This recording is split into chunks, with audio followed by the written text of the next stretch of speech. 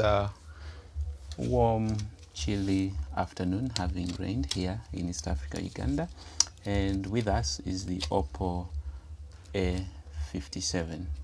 Needs a screen replacement, so I need to take you through how to take apart this phone to be able to remove the screen. You may notice that it's already taken apart, but I just need to retrace the steps so you are not entirely bleak about what I'm doing. Alright, remove the SIM card tray. That was done. Then with your finger you could get into the back cover, or you could use a surgical blade to pry, and this shall go off like that. At this point you're able to access the battery and replace it. This is a pulling tab to allow you pull this battery out of circuit, but do so having disconnected the battery connector, and the battery is out, so you're good to replace your non-removable or non-replaceable or internal battery. So non-removable battery doesn't suggest that you cannot do it, it's just that you need to know how to open. So in most cases you'll have to do it with the service or help of a technician. Anyway, that's that. Next thing is we need to unscrew that and that, so that we can pick this plastic off, and this restrains the fiber that connects to the LCD layer of the display. And then this is the fiber that goes into the touch layer. This phone still implements the two separate versions. So having done that, I think we need to remove that screw, which we also removed, and then we shall lift the motherboard out to provide room for us to be able to pull out that fiber for the touch. So when this gets off, remember I've disconnected the network connector, coaxial cable, from the motherboard to allow the motherboard to flip out that far. Now at this stage you will heat treat this surface. I did it at around 100 degrees Celsius with my screen remover. It's a hot plate with a controllable temperature microcontroller. So that fiber sneaks out of there, but this is the tricky one. It goes around by turning a bit and it will be out. So you're good to replace your screen, and my only hope is that you're able to acquire a good replacement screen. In my case, I'm glad I was able. I was a bit afraid that I won't find. So this is the A57. Now that we are there, we're going to proceed straight to placing the screen, and that involves cleaning the two surfaces that need to be adhered or bonded together. So we begin by scraping off the residual adhesive. You don't want any of it, because then it will interfere with the quality of bond achievable upon drying. Okay, I feel like I'm cutting the plastic instead. I don't know. At times feel a sensation in the hand, sort of like feedback, tactile feedback. You can feel what's not right. It turns out as in cutting plastic, as actually cutting on the glue. It is plasticish, as you see it there.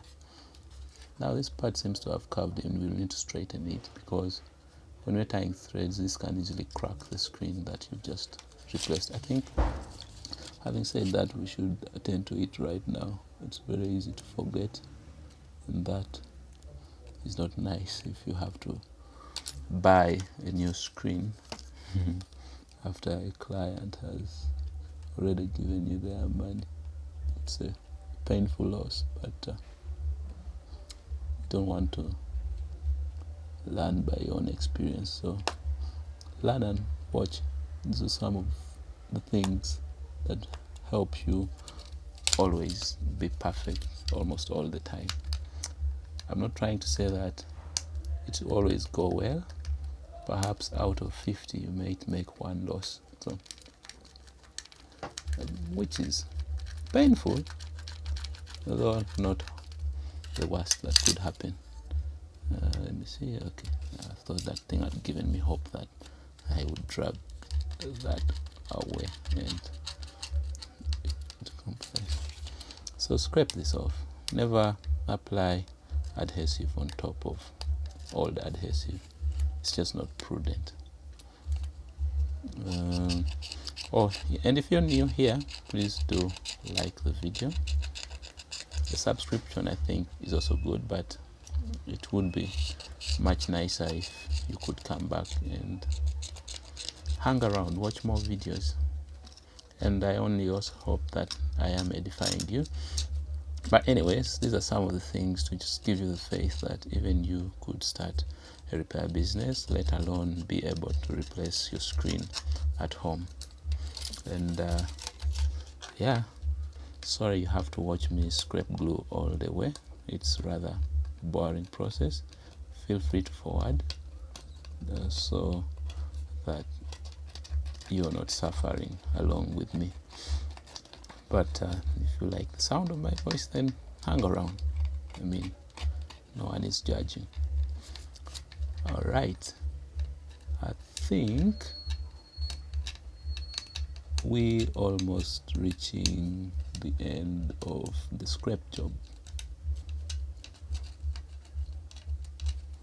All right, that's that. Be certain to pour it out.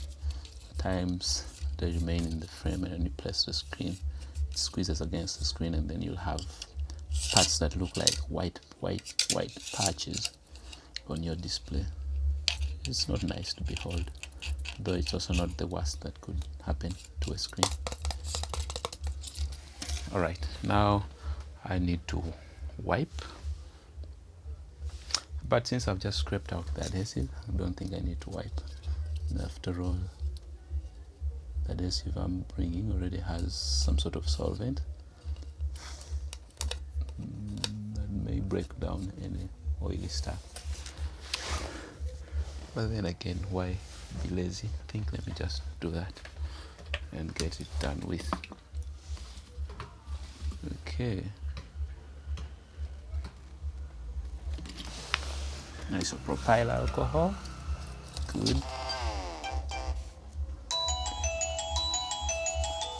Okay. Wipe there.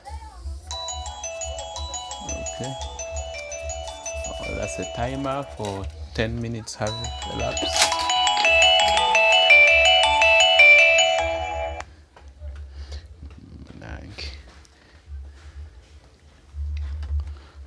Okay, I think, all right, so I think, had we wiped already?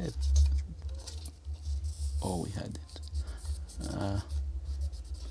All right, so now we bring our adhesive, but before that, my battery was low. I need to test the screen before securing it though. So since I'm going to test the screen, let me place it so you see what I meant. Now for it to enter in there, you'll have to twist this a bit like that, then plug that in, and then flip this board into place. Okay, like that. Connect that fiber. Then for the touch, bring our battery. Now we're going to charge the phone and come and test the touch. All right, so I'm just going to move by faith and believe that this screen works. And yep, let me take the risk and secure it on. So I am disconnecting. Okay, anyway, watch the next video. I show you how to glue the screen on. Let me first